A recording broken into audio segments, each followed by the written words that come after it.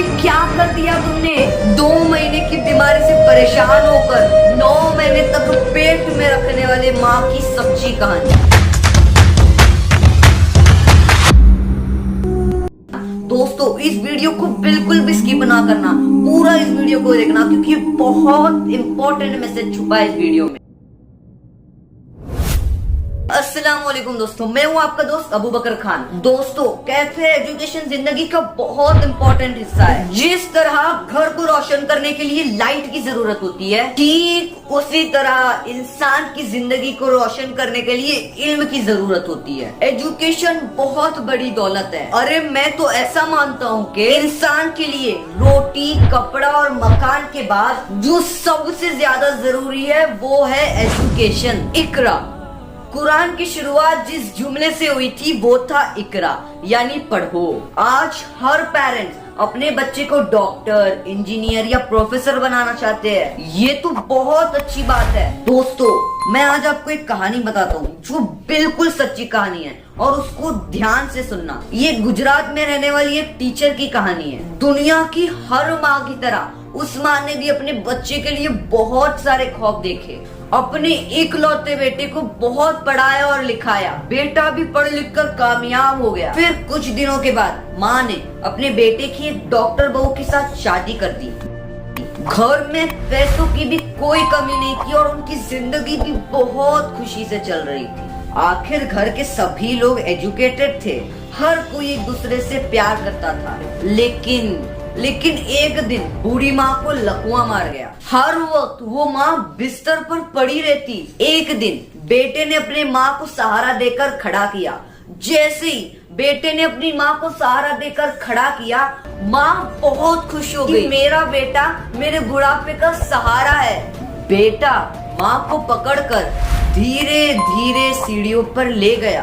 माँ के खुशी का कोई ठिकाना नहीं रहा कि मेरा बेटा मुझे धूप दिखाने छत पर ले जा रहा है। छत पर जाने की थोड़ी देर बाद बेटे ने माँ को अपने गोद में उठा लिया। अब भी तो माँ के खुशी का कोई ठिकाना नहीं था। माँ खुशी से फूल गई थी। माँ सोचने लगी कि मेरा बेटा जानता है कि मुझे सीढ़ियों से उतरते वक्त मुझे तकलीफ होती है, इसलिए वो मेरी इतनी केयर करता है। उसके बाद बेटे ने जो किया, हाथ उठाकर दुआ करो कि दुनिया का कोई भी इंसान ऐसा ना करे। बेटे ने गोद में उठाकर अपनी माँ को 4 मंजिल ऊंची बिल्डिंग से नीचे फेंक दिया। उसकी बूढ़ी माँ कुछ समझ पाती कि उसकी जिंदगी खत्म हो गई। लोगों को लगा कि उसकी माँ ऊपर से गिरकर मर गई, लेकिन 3 महीने के बाद इंक्वायरी से पता चला कि माँ मरी नहीं थी, बल्कि उसके प्रोफेसर बेटे ने अपनी माँ को मार दिया था। पुलिस के पूछने पर बेटे ने बताया कि मैं मेरी माँ की बीमारी से तंग आ गया था और इस आफत से पीछा छुड़ाना चाहता था। 2 महीने की बीमारी से परेशान होकर 9 महीने तक पेट में रखने वाली माँ को मार डाला। दोस्तों, इस कहानी के पीछे मेरा सिर्फ यही मकसद है कि पेरेंट्स आज बच्चों को एजुकेशन देने में तो लगे हुए हैं, लेकिन उनकी तरबियत का क्या, इसका किसी को ख्याल नहीं आता। आज पेरेंट्स जिस तरह से अपने बच्चों को पालते हैं, उससे उनके बच्चे डॉक्टर, इंजीनियर, टीचर तो बन जाते हैं, लेकिन एक अच्छे इंसान नहीं बन पाते। मैं हर किसी की बात नहीं करता।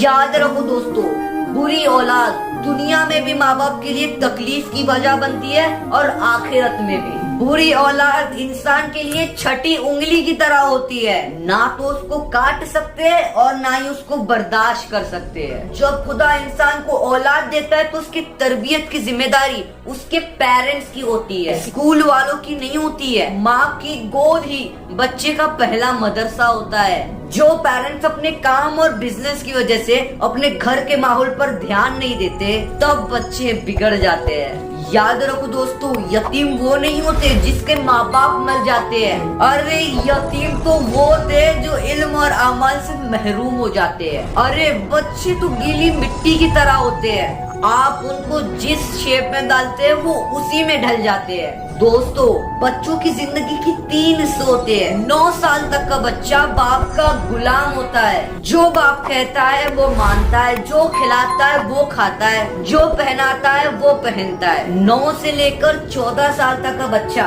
बाप की बातें मान भी लेता है, लेकिन कभी कभी अपनी राय भी देता है। और 14 से ऊपर का बच्चा बाप का दोस्त या दुश्मन होता है।